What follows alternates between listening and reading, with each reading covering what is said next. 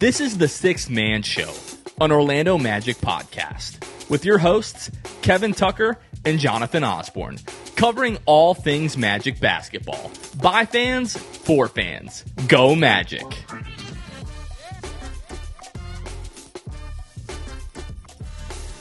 What's going on, Orlando Magic fans? You guys are back with the Sixth Man Show. Today is February 13th, 2025. Jonathan Osborne here, as always, joined by my co-host, Kevin. Kevin, what up?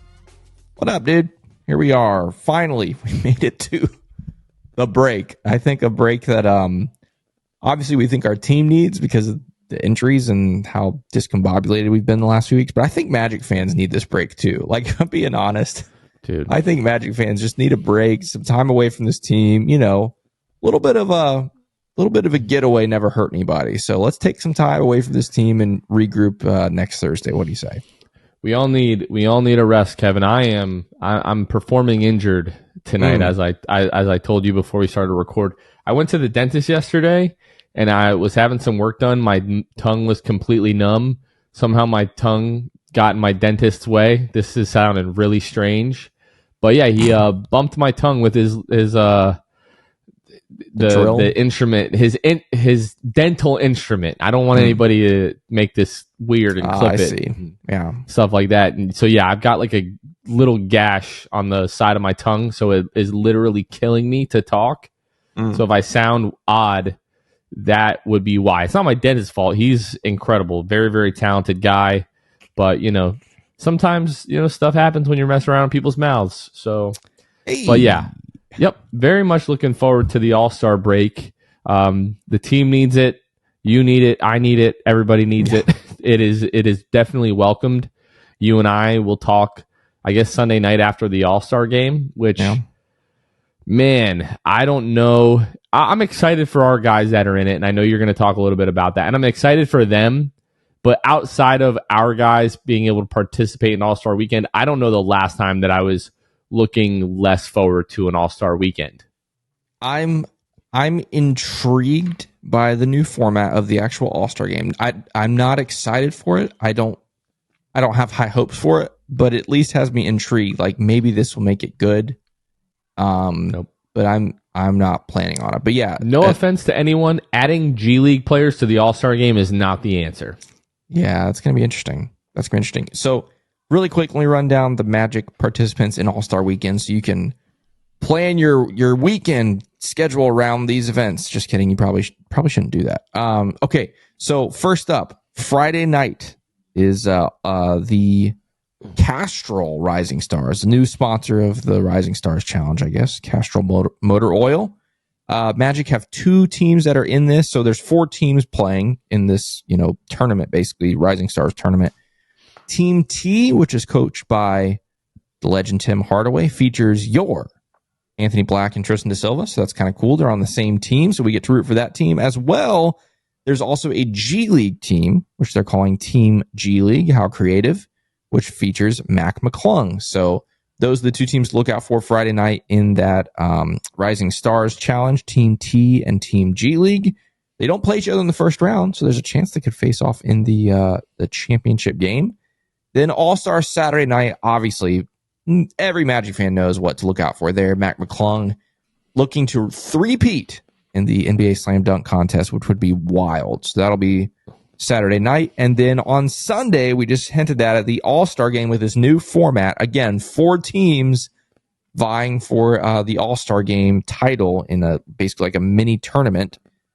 There's no Magic players elected to the All-Star game, you're saying? Correct. That is true. But the Rising Stars winning team moves into this All-Star game bracket. So the winner of the Rising Stars will face off against the team that Shaq drafted.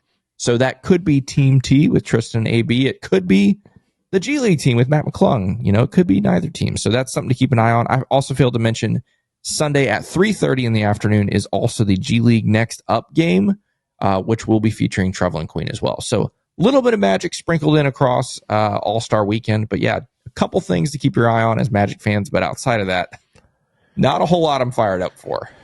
Yeah, we spend obviously a ton of time all year round doing this, but especially during the season. So with Friday being Valentine's Day, I'm taking the opportunity of Friday and Saturday night. To watch I'm taking this my with your wife out. Not exactly. Not exactly. There will be Valentine's type activities. Whoa!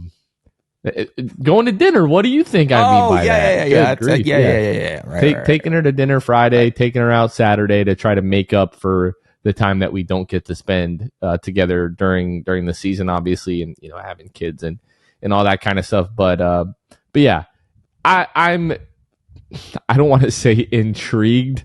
It's more of like I want to watch. Not that you want to watch a train wreck, but like it's that type of interest. Like I just don't think that this iteration of the All-Star game is even remotely what people really want, and I don't expect it to be good. But I'm still going to tune in, obviously, to check that out. And then you and I will record the pod after that game. I'm guessing Sunday night. So looking forward to that. Hey, if you pre-ordered a shirt, a couple of months ago, you should be receiving those in the mail pretty shortly. Other than our international listeners and followers who were amazing enough to purchase shirts, it took me a little bit of time to really figure out how to ship shirts because it was a little bit different than obviously like shipping everything domestically. So all of those labels are created. I actually had to take them to UPS, and I don't have a UPS like anywhere near me where I live here. So it's taking me a little bit of time to get those out, but appreciate everybody's patience.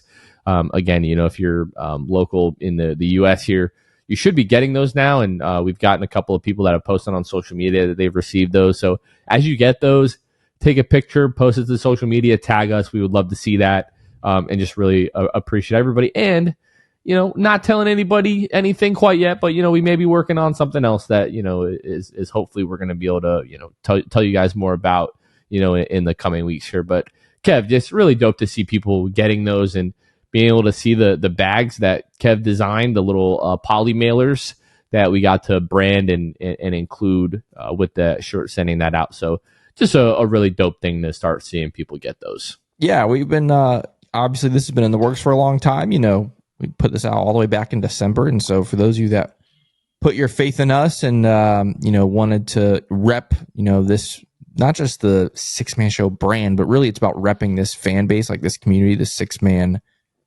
fan base that is the Orlando Magic fan base. Like for those of you that, invested in that way back in December, glad, it's being able to be paid off this week, the next few days with these shirts going out. And yeah, they look sick. I cannot wait to see people wearing these at Magic games and see them on social media and all that kind of stuff. It's really cool. Really awesome. Kev, some news came out Monday as Brian Windhorst, Tim Bontemps, and Tim McMahon released their weekly edition of the Hoops Collective. It's an ESPN pod, obviously. Each of those guys, national writers covering the NBA for ESPN. And as they were talking about the moves that were made or not made around the trade deadline, and I'm going to paraphrase here, but essentially Brian Windhorst said that, he's talked with GMs around the league. And in regards to Jeff Weltman, they basically say, like, he doesn't really, call and make trades. Like, he doesn't, if you call them, like, they'll have legitimate trade conversations with you and engage in trade conversations, but they're really not the ones that are picking up the phone and they don't make calls. You and I have already talked about this. Obviously, people have reacted to this across, social media and other platforms. As I've been able to sit on it more, it does sound like Brian Windhorst probably talked to a handful of GMs, maybe a little bit more than that. I'm sure he's not calling 20 plus teams and asking them, hey, what's the deal with the Orlando Magic? Yeah. At least not at this point. So it feels like he probably talked to a handful, give or take a few GMs and said, hey, what's going on with the Magic?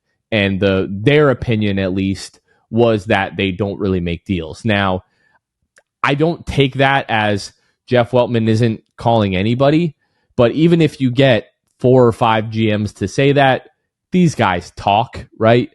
They're on the phone with each other, I'm sure, throughout the years. Like, hey, have you heard anything from Orlando? Blah, blah, what's going on with them? Yada, yada. Just kind of shooting the breeze. But I'm guessing that this is a pretty, common opinion or viewpoint of the Orlando Magic around the league. I find it hard to believe that they didn't make any calls at the trade deadline. I would guess that it was probably a few. very targeted, like specific players, maybe the players that we've talked about, maybe not. But just in general, it doesn't feel great to hear a very reputable, respected, and connected national journalist say that on a podcast about your team. It doesn't really instill a ton of confidence, but I do think people are taking it a bit too literally. What do you think? Yeah, I think where people struggle is not that. Well, let me put it this way. I think where people struggle is they hoped, and maybe some people expected, the Magic to be aggressive at the deadline and not passive. And so the fact that they heard that, according to this report, Jeff Weltman and the whole front office was passive, I think that's what bothers people, right? That they just sat there and waited for something to come to them. If this is true, right? And so I think this report coming out does not help the temperature of the Magic fan base when it comes to the front office and not making a deal on Thursday or before Thursday's deadline, So I think that's where a lot of the frustration comes. Like, it feels like, this team has so many flaws and struggles in area X, Y, and Z, so we should be really aggressive on the trade market trying to improve. And I think to hear, like you said, a reputable source come out and say, yeah, they weren't aggressive at all. Like, they just sat there and waited for offers to come to them. That's got to be tough. Like you said, how accurate is it? Because Windhorst used very broad terms. Like he they don't do trades, right? It's like, I mean, they don't do them often, but they have done them in the past. Correct. Yeah. But like you said, he's not calling 29 GMs and asking about the Orlando Magic. We don't have that kind of league weight right now, right? Like, it's not like we're a heavyweight when it comes to trades, and it's not like one of our superstars was on the block and everyone knew we were trying to make a trade. So I don't know. It's a little bit of a mixed bag for me, but at the same time, I'm not surprised. Like, I've never seen Jeff Weltman in the light of like where I expected him to be aggressive in a trade market, right? Like, he's very I think he's very slow and methodical, right? And so he never wants to lose a trade. We talked about this on the last episode. Yeah, calculated. That's a great way to put it. And so, I've never seen him to be one, hitting up 29 teams to try to make a deal. That doesn't really surprise me. So, yeah, mixed bag as far as how I feel about it. Quick vent session, sort of for me or us personally. We have people on Twitter that are like hitting us up like, hey, why aren't you calling out the team? Why aren't you calling out the front office? Like, it's really apparent that those people don't listen to the pod, right? Yeah. We're not just out here like calling for people's jobs or anything like that. But I think it's safe to say that we have been fairly critical of the team and the lack of moves. And I'm not going to sit here and continue to rehash the entire trade deadline every time we get on here, or if a new like nugget of news comes out by any means. We're just kind of at the point where this season is what it is at this point. And yeah, when the transaction window opens up in the summer, it's put up or shut up time, for this front office. Like, you've put yourself in a position where, like, maybe you didn't absolutely need to make moves at the deadline. You absolutely have to make moves, in this next transaction window, and everybody knows that. Yeah, just really quick, can I add to that? Yeah. I 100% agree. And where my mindset has gone, I totally agree. Like, I wish we made deals. I thought we should have made moves, like all those things. But I'm at the point now, nothing can be done for this season, right?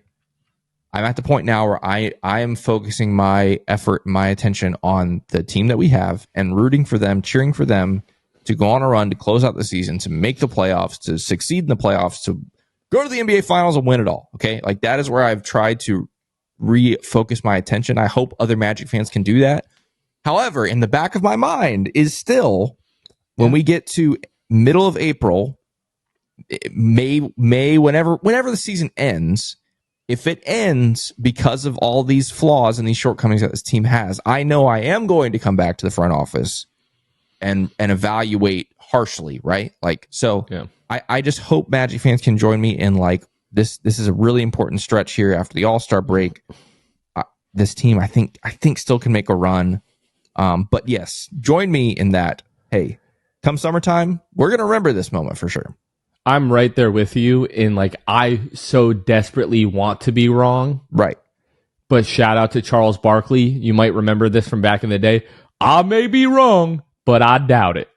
Like, I really want to be wrong, but there is like that part in the back of my head that every game that goes by, it's like the flaws are still so evident as to why we should have made a move at the deadline. But again, I'm not going to get on here and pout, and like some people are still actively screaming, like almost possession by possession, like fire this person, fire that person. This is why we should have done this, and this is why we should have done that, and this team sucks. And I'm just not really trying to engage with a lot of that stuff at this point. So, but that pod definitely saw it everywhere. And then there was another video.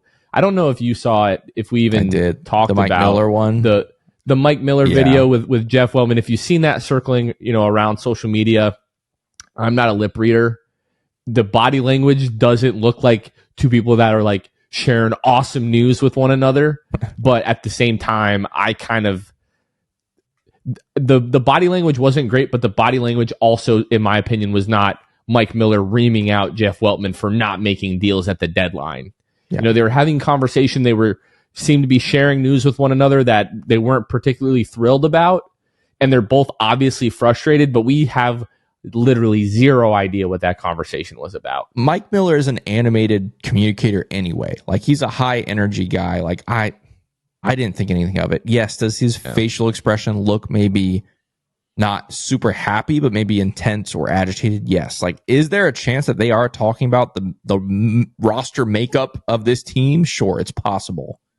But it's also possible they're talking about any number of other things. So it definitely, once again, it's like the Windhorst thing. It doesn't help the temperature of the fan base. That's for sure, no matter what it is. But I don't think it's anything really to worry about. I do think there are also like people like being angry. People like complaining about things. And if they can find something to like more tinder to throw into that fire, they're excited about that. Like they like sharing that type of energy. And look, like we get it. We're not happy about, the way that things went this past couple of weeks and the way that things that have been going for the, past month plus or whatever here. But again, I want Jeff Weltman to prove all of us wrong and to be able to, stand at a press conference, at the end of the year, and the Magic made a second round run. And we said, look, we know that December and January weren't great, but we knew that once this team got healthy, they could make noise and we were able to win a playoff series. I genuinely want that to be the case. Absolutely. I may be wrong, but I doubt it. So we'll see kind of how that goes. Let's get into this week's state of the Magic. So far, or not so far, this week, because the week's over, not used to it being over by Wednesday, but this week the Magic went 1-1 with a loss to the Hawks on Monday and a win over the Hornets on Wednesday. Now sitting at 27-29 at the time of this recording. The Magic are 8th in the Eastern Conference, 17.5 games back of Cleveland, 12.5 games back of Boston, 9.5 games back of New York, 4 games back of Indiana, 3 games back of Milwaukee, 2 games back of Detroit, half game back of Miami, although that might change depending on, it looks like they're losing to Oklahoma City. And then we are tied with Atlanta. I think that might have changed as well. Their game I'm with currently the Knicks watching was going into overtime. 11 seconds left in overtime. Hawks ball down 1. Can Trey deliver at MSG again? I'll let you know in 11 seconds. So if the Hawks win that game, I think they'll be the 8th seed. The Magic will be the 9th seed. Right now, they're basically tied in terms of games back of Cleveland, but because the Magic have a slightly better win percentage at 27-29, they're 8th. So that might flip depending on, and it looks like that game is over the Knicks one. So the Magic are still 8th, and as you wake up, they still should be in 8th. I got the update from ESPN. Kevin might be watching that on League Pass. I just spoiled it for him, so I apologize. And then we're 4 games up on the Chicago Bulls. Actually, that may or may not have changed with their result tonight. I think they were losing to the Detroit Pistons again. And they lost to the Detroit Pistons again. So the standings are correct. The game's up, game's back, that kind of stuff might be a little bit different by the time that you all hear this. The Magic this season are 29th in offensive rating with an offensive rating of 107.2, third in defensive rating with a defensive rating of 108.7, and 18th in net rating with a negative net rating of 1.5. However, there is signs of life looking at the last 5 games where the Magic are 3-2, by the way. The last 5 games, they're 20th in offensive rating with an offensive rating of 111.8. So about 4.5 points better in the last 5 games. 5th in defensive rating, where they have been the bottom half of the league the last few weeks in defensive rating. But the last 5 games, 5th in the defensive rating at 109.5. Jonathan Osborne. We got breaking news. Shams Charania is reporting that free agent guard Markelle Fultz has agreed to a deal with the Sacramento Kings. Wow, whoa. I really thought you were about to say he was signing with the Magic, and I was going to lose my mind. But hey, good for Markelle, man. Yeah. Officially, the rest of the season, the Sacramento Kings are my Western Conference team. Absolutely. Would love to see Markelle Fultz play well. Is that a 10-day or is that like a deal for the rest of the year? Did you mention that? It doesn't say yet. Hold on. I'm trying to pull up the tweet. Shams gives you little, crumbs here and there. Yeah, he's no Woj, that's for sure. There's nothing else attached to it. It just says agreed to a deal with the Kings. So we'll see if there's more information after that. So sorry to interrupt the state of the Magic, but that's a big deal. Happy for Markelle. Totally fair. Yeah, really happy for him about that. So again, last 5 games, 20th in offensive rating, 5th in defensive rating, and 12th in net rating with a positive net rating of 2.3. And Kevin, 18th in 3-point percentage, shooting 34.5% from 3 in the last 5 games. So signs of life out of the Orlando Magic. I know. I didn't believe it either. Wow. But lo and behold, it is there. Taking a quick look at the injury report, Jonathan Isaac missed Wednesday's game with low back tightness. Hopefully that's nothing, and he's back after the All-Star break. Jalen Suggs, who is doubtful ahead of Wednesday's game, was ruled out with the left quad contusion. Again, we hope that he's back after the All-Star break, and then Mo Wagner still out with the torn ACL. We're going to take a quick break to bring you a word from our friends over at Jam Hot Chicken. They're proudly serving the city beautiful, and Jam Hot Chicken is bringing jams, culture, and hot chicken to the heart of Winter Park. Jam Hot Chicken is a Nashville and LA-inspired hot chicken shack locally owned and operated in Winter Park, Florida, by a diehard Magic fan, by the way. They're located at 400 West New England Avenue, Suite 13 in Hannibal Square. You can follow them at Jam Hot Chicken on all social media.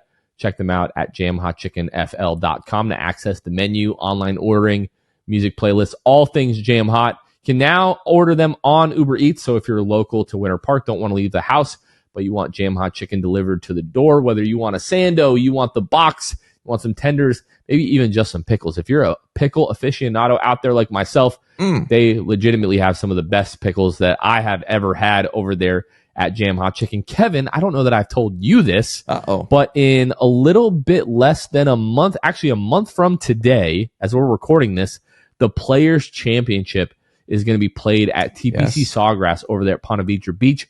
That Wednesday, I'm taking a little pit stop to Orlando, play a couple of rounds of golf with the boys, and we're going to get some Jam Hot Chicken in between our morning and afternoon rounds before I head over to TPC Sawgrass on Thursday for the opening round of the Players' Championship. So it's been too long since I've had Jam Hot Chicken. Very much looking forward to that. And Jam Hot Chicken is just incredible. Some of the best chicken that you've ever had. So be sure to check them out and let them know that your friends over at the Six Man Show sent you. Speaking of friends, we got to shout out some friends here. We have Austin Vogt, Stantino 1995, Jacob Swish, DC Magic, and Daniel Flores. They are 5 of our patrons, our amazing Patreon community. Specifically, they're 5 of our Hall of Fame and Elite tier patrons. We shout out a handful of those on every episode. Who are our patrons? Those are the people that financially support the Six Man Show and make quite literally everything that we do possible. And so they're the ones that, believe in this cause that we have of raising up this Magic fan base to be bigger and better than ever each and every year. And they're like, hey, we're going to put our money where our mouth is. We want to join this community and join this cause. And so if that's something you're interested in, you can go to patreon.com/the6thmanshow, where you can check out the different tiers that we have available, different ways that you can support the show, and different benefits that also come with it. And so speaking of our patrons, by the way, this Monday night is going to be our next Patreon Zoom call for those Hall of Fame and Elite tier patrons. So if you're a patron listening to this one, be on the lookout for some more information about that. But yeah, we do monthly Zoom calls with certain tiers of our patrons and those kinds of things. So if you're interested in that, again, go to patreon.com/the6thmanshow. the Six Man Show and check it out. And now let's get back to the episode. Yeah, Markelle Fultz, man, good for him. I obviously we haven't paid a ton of attention to the Sacramento Kings, but maybe they're looking for a little bit more ball handling after getting rid of or trading De'Aaron Fox. I know you have Zach LaVine, you have DeMar DeRozan, but like feels like that team probably could have used a point guard, and now they've got one. It'll be interesting to see how much he plays. Good for him. That's pretty cool. I like it. I mean, I like the Kings in general. Like I've always, liked that team and that fan base, and so to see him land there is really, really cool. I'm excited to see how he does. I hope he's able to help this team in the postseason. Jonathan, really quickly, you went through the state of the Magic. You talked about the standings and the scores that were around the league. I just have to point out, the Magic fan in me has to point out that the Miami Heat tonight had their third single-digit fourth quarter of the season now.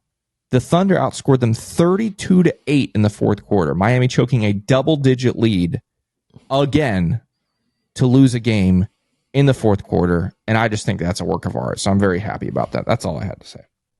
We love to see that. Kevin, let's go back to Monday night and talk about this loss to the Atlanta Hawks. Magic fall 106-112. Really lost this game in the last 6 minutes. Offense was, I don't want to say humming, but the offense was good enough for the first 42 minutes of this game to garner the Magic winning this game. And I don't know how you felt about it, but throughout this game, it felt to me that the Magic were the better team, were outplaying the Hawks. And I would, like the Magic, it feels like we should be up 5, 6, 7 points. And I would look and we'd be up by 1 or 2, or we'd be down by 2 or 3. They were, I think, 14 lead changes in this game and 12 ties. Neither team led by more than 8 points. And ultimately what this game came down to was the inability to get stops and get baskets down the stretch. And Trae Young didn't have, really his best game. I thought the Magic defended him pretty well. Yeah. But he kind of took over for the Hawks in that fourth quarter. He had 11 of his 19 in the fourth, 3 of 6 from the floor. And the Magic shot 40%, 10 of 29 in the quarter, and 2 of 9 from behind the arc. And just really not enough offense down the stretch for the Magic. Defensively, I thought they were fine for the most part. I wouldn't say they were really like elite or really solid defensively at any point during this game, but it just felt like the Magic played well enough to win the game and just weren't able to make the plays down the stretch, get the stops, get the baskets that they needed. And you end up losing a game that you really, really, really needed to win. Yeah, I somewhat agree with you. The only thing I'll push back a little bit, I felt like the Hawks were more active. Like I felt like they were more energetic for things like loose balls and things like that. Like they were a step quicker, I thought. While I do think the Magic played potentially by the eye test better over the course of most of the game till the end, I did appreciate the energy and the hustle and the effort from the Hawks. I thought they out hustled the Magic over the course of the game.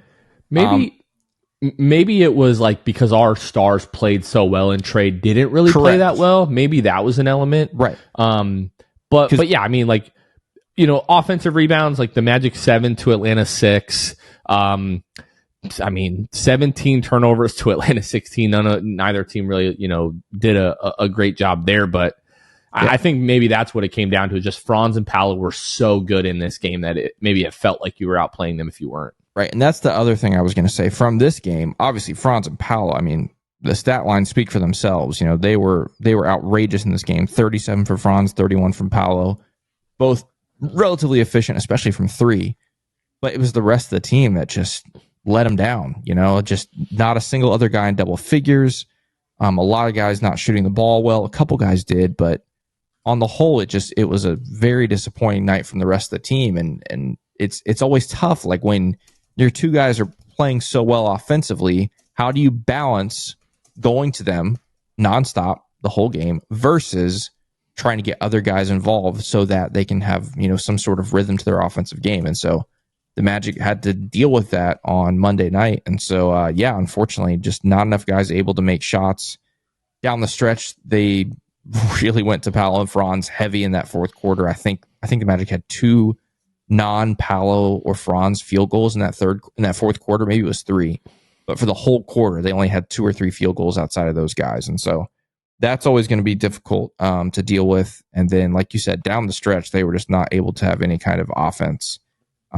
Even those guys, as good as Paolo and Franz were, they were not good in the final half of that fourth quarter. And yeah, Hawks took advantage of it. And credit the Hawks, they've been playing well of late. You know, some of us thought they were going to mail it in, but that's not been the case. Even tonight, like we talked about, they took the Knicks to overtime and had a George Niang wide open three in the corner at the buzzer to win it, and he missed it. So they've been playing well. But the KCP three that we had to try to cut the lead to 2 late in this game, and I just, I should have known he was going to miss it because that's just been his MO all year. Yeah. But man, like I was like, dude, I think I said out loud, like, earn your money. Yeah.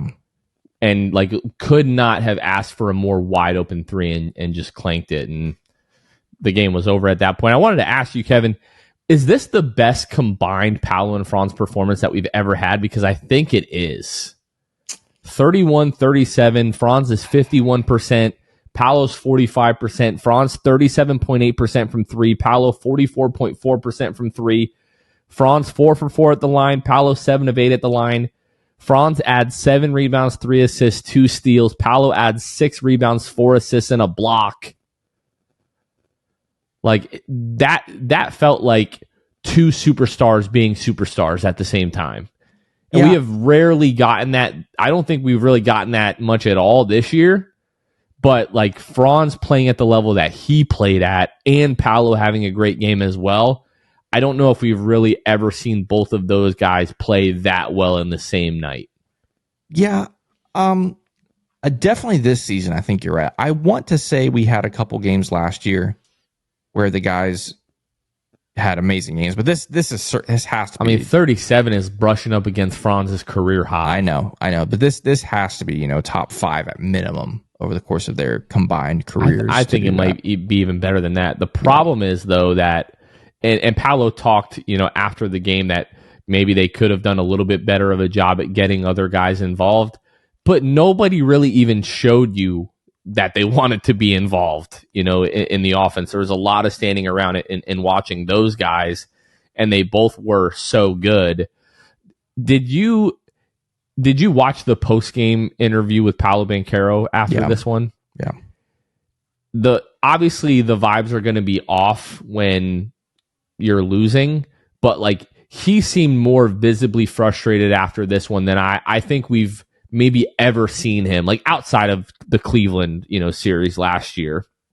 But for like a regular season game, I don't remember him seeming quite so visibly and obviously frustrated after a game.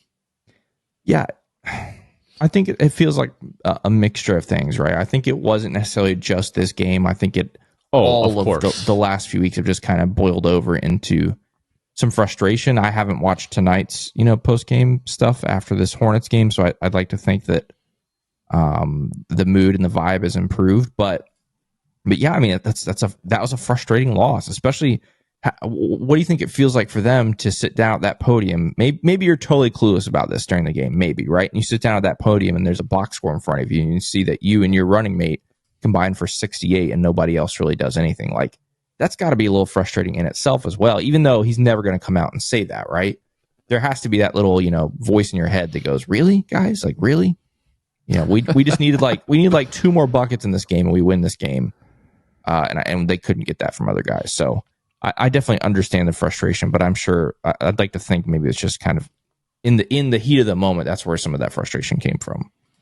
Yeah, this loss was kind of like stung twice the amount that maybe it should have. Like, obviously it's the Hawks, a team who we've suffered a lot of late game losses to over the course of the last few seasons. On paper, this is a team that you should have been able to beat. It's a game that we had circled sort of like a must win. We said both of these last couple of games going into the All-Star break were must wins. And then when you look at the standings and you see Atlanta, Miami, all sort of bunched together, I think we didn't lose the season series to Miami. I think we tied, 2-2, correct? Yeah. So that is going to come down to division record. Correct. If we're tied with Miami at the end. And then, which we just lost another division game to the Hawks, by the way. My point. That's my point exactly. Like, you lose another division game to the Hawks, and I mean, you've got more games against the Hawks, but if you come into a tiebreaker with Atlanta, you don't want to lose like the head-to-head, tiebreaker and all of that kind of stuff. So, yeah, this was just, I don't want to say like as bad of a loss as you could have, because you could have bad, but like there aren't many less opportune losses than this one. Yeah, it's not great, especially at home. You're looking to get that home mojo like we talked about last time. Like, this was the time to start turning the season around, and to lose it was just... And again, I think part of it is if Trey went off for 50, right? If Trey just had a crazy game, you just tip your hat and you just go, okay. But for you to be able to shut him down for the vast majority of this game and still not be able to get a win, I think that's also part of it. He had 38 tonight Yeah. against the Knicks, by the way. Yeah. Sheesh. Jalen Brunson, 36. Precious Achiuwa had 26 and 8. Karl Anthony Towns had 44 and 10. Yeah, not a lot of defense being played in that one. That's a preview of the All-Star game. Yeah. Now, let's talk about Wednesday night, the win over the Hornets, which it felt better because it was a win, but one of the more demoralizing and frustrating and overall not good second quarters of the season, where you're outscored 26-16 by the Charlotte Hornets. You led by as much as 13 in that second quarter, and then you're down 3 going into the half. In the closing seconds of that first half, Kentavious Caldwell-Pope and Nick Smith Jr. of the Hornets, those guys kind of get tangled up. They're sharing words. Both guys get teed up, and then Nick Smith just kind of keeps going. Kentavious Caldwell-Pope kind of keeps going back at him, whatever he said. The official catches wind of it, hits Kentavious Caldwell-Pope with his second technical foul in the span of about 35 seconds. He's ejected from the game. And then, like, the very next possession, Nick Smith says something else, and he's ejected from the game, like, literally the final possession of the first half. In the moment, it felt really bad, right? Like, KCP had played 16 minutes, had 2 points, 2 fouls, 3 rebounds, was 1 of 5 from the floor, 0 of 4 from behind the arc. And it's just not what you really want out of your vet. Now, the flip side of that, Paolo in the post-game interview said that kind of got them fired up going into the second half. So can you really be that upset about it when your best player is saying that it was basically a catalyst for them coming out and dominating that third quarter, in which they went on to outscore the Hawks 33-19 and then took as much as, I think it was a 21-point lead in the fourth quarter and kind of coasted to a victory, one that you desperately needed. You probably wanted to win this game by 20 plus. I think, that should have been expected. I think 2 out of Charlotte's top 11 scorers from this season played in this game. Yeah. So you're literally playing against a G League roster. So you can say, oh, yeah, it was an easy win, 16 points. But that second quarter was just so bad. What it felt like to me, and I tweeted this during the game, Kevin, was that the Magic kind of realized that they need one solid stretch to blow this game open and coast to a win. And they just didn't really feel like doing that in the first half, which I understand to a certain degree. It's the last game before the All-Star break. Everybody's got their vacations planned. They've got their Speedos in their suitcase. They've been stocking up on suntan lotion. They're going to be sipping on a, Miami Vice, which I didn't know what a Miami Vice was until recently. It's a pina colada mixed with a strawberry daiquiri. 2 of the more delicious frozen drinks you can have, on this side of heaven. But like, they're ready for the All-Star break. Yeah. We're ready for the All-Star break, as you might be able to tell. But yeah, just not a really inspiring. What's the opposite of inspiring? Uninspiring. Yeah, they need a better word for the opposite of inspiring, because this was less than uninspiring, that second quarter.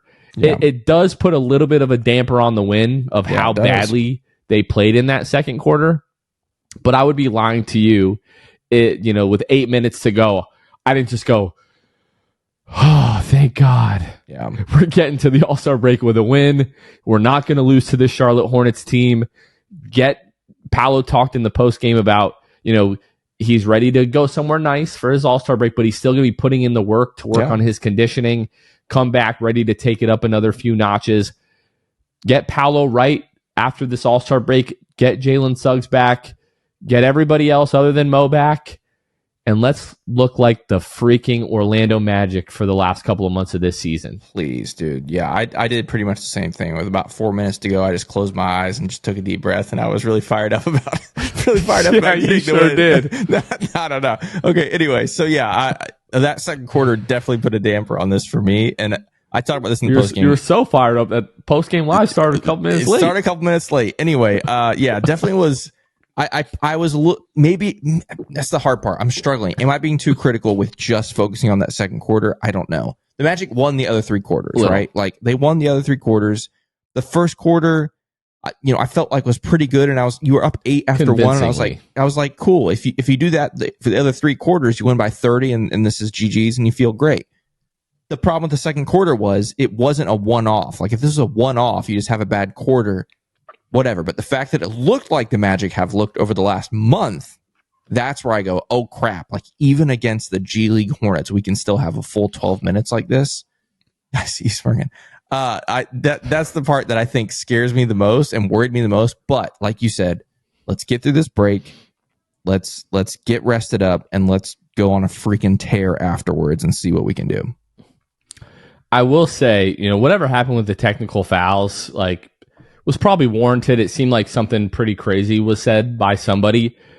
The officiating I didn't feel was really that bad in this game, and that's surprising for a Curtis Blair officiated game. I didn't even realize until just now that this was a Curtis Blair officiated game, and usually Curtis Blair wants everybody in the building to know that he is calling that game. So, we criticize the officials when they're bad. We might as well give them some credit when, they're not that bad. Yeah. So,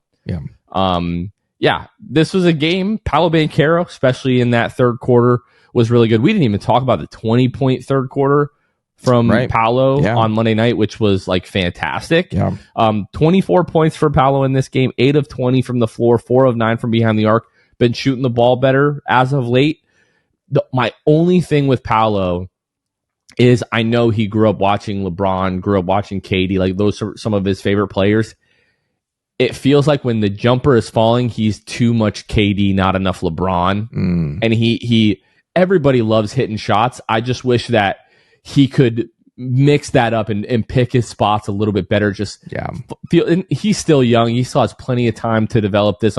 Not like a concern. It's just one small criticism that I have of his game at this point is when the jumpers are falling, I kind of feel like, okay, well, he's probably, I can reasonably predict that he's not going to be going to the basket a ton, where if he mixed that up a little bit and kept the defense guessing a little bit more, I feel like he could be putting up even bigger numbers than he does. Wendell was awesome in this game. We haven't talked enough about Wendell lately. He's been pretty solid. Some not great games. This was a great game. 11 and 11, 4 of 8. He was a plus 27. And then Anthony Black has been awesome recently. We've been talking about him being super aggressive. If we go back to the Hawks game, it was the Spurs game where he was really good. So 2 out of the last 3, he's been really solid. And this one, 8 of 13 from the floor, 2 of 4 from behind the arc, 18 points, 4 rebounds, 3 assists. Franz was fine, 16.7 rebounds, 6 of 11 from the floor. Been carrying this team, all year long. So you get the win. I'm fine with the night that he had. And then Cole, was pretty solid off the bench, 13.6 rebounds, 5 of 11 from the floor. And Jet Howard, box score isn't super sexy. 6 points, 2 assists, 2 rebounds, but 5 assists from Jet Howard. Was moving the ball really well tonight. 2 of 8 from behind the arc. Those were all of his attempts came from. But it's just so hard with how infrequently he's playing. I'm not super critical of him. But Kevin, I will say, there's I guess a few things that I could ask from Jamal Mosley, but one of the more reasonable things, and I don't think it's an egregious ask, is that the rest of the year Jet Howard should get Gary Harris's minutes. I don't think Gary Harris is moving the needle for this team at this point. The argument used to be he can be on the floor for his defense, but even today, like There were a couple. I mean, he only played 12 minutes, but there was at least one possession where I was like, wow. I don't remember who it was, but they blew by Gary Harris for an easy layup. And look at that roster. His hands are still super fast. Correct. His feet are not fast at all. Not the same. Yeah. And look at that roster. There's no one on that list. Maybe argue Nick Smith. No one else should be blowing by Gary Harris, right? Like, it just shouldn't happen. Like, of the guys that played, it just shouldn't happen. And so to see that, I was like, holy crap, that is just not. And look, again, it's weird to pick apart one play. I don't want to do that. Anyone can blow by anybody on a play if they're caught leaning the wrong way or whatever. But again, it was just a continuation of things that I feel like we've seen of late from Gary Harris. But not only that, like you said, I mean, he played 12 minutes, and the only thing he has to show for it in the box score is one block. That's it. Not a single rebound, no points, no shots, no assists. Didn't even turn the ball over, right? Because he didn't have the basketball. He's just completely invisible out there. And so, yeah, why not give Jet Howard some burn? Also, Tristan Da Silva only played 8 minutes tonight, which, You know what? As weird as it sounds, I think that's just because, like, a lot of guys are getting rests over the course of the All-Star break. Tristan is not one of those guys. That's true. He's going to be pretty busy this weekend. That's a good point. So I don't know. Maybe that had something to do with it. Maybe it didn't. Yeah. I mean, he's just been relatively consistent all year long. Yeah. I don't think he's a guy that's going to be, getting benched or anything crazy like that. Like, Jet played 26 minutes. Yeah. You're definitely not more confident in Jet than Tristan at this point. So that's the only thing in my mind that sort of makes sense. And look, if you are going to make a deal this summer, I don't think, like, can you pick up a guy's team option and then trade him? But I think you can, but like, Gary Harris just doesn't feel like he has any value around the league. And Jets has to be basically as low as it can get. So if you have to include him in a deal this summer for like, a few more $1 million, you probably could do that. But at least the rest of the year, see if you actually have something with him to see if he's worth hanging on to. At the worst, like, he can't hurt his trade value, right? He can only kind of help it. So even if he shows enough that, maybe could garner a little bit more value in a trade, if you don't plan on keeping him, like, it's just way too logical to play Jet the rest of the way here. Yeah. But I don't know that we'll see that. Yeah. At this point in the season, you're just about 2/3. You are 2/3 of the way through the season. Yeah. Are they going to change that now? I don't know. Maybe. Who knows? Maybe. Yeah. Last thing I'm going to butt in here really fast. Some more Markelle news. Shams put out his actual like article about, the deal and everything. There's no mention of it being like a 10-day or anything. I think this is an actual contract for the rest of the season. Man. But what's interesting, it says after rehabbing from injury in the offseason, if you guys remember, Markelle had a couple injuries last year. It says Fultz generated interest from multiple teams in recent months and narrowed to a couple finalists before reaching agreement with the Kings. So it sounds like Markelle maybe had a few interested parties and was able to choose where he wanted to go. That's awesome, right? Like, how cool. And again, that at Sacramento is very, very cool. So I'm super happy for Markelle. And shout out to our boy Garrett from Orlando Magic UK. I know he's a massive Markelle fan. Garrett, you still have to be a Magic fan. That's right. Kings can be your second team. That's fine. I don't want to see Sacramento Kings UK pop up all of a sudden. Yeah. All right. So yeah, shout out to Markelle. Shout out to Garrett. And shout out to the Magic going into the All-Star break with a win. Yeah. Thank goodness, man, because had they lost this game, I'm not going to lie. In the second quarter, I was like, this is a play-in team. Like, we are a play-in team. Absolutely. There's still a good chance that we're a play-in team.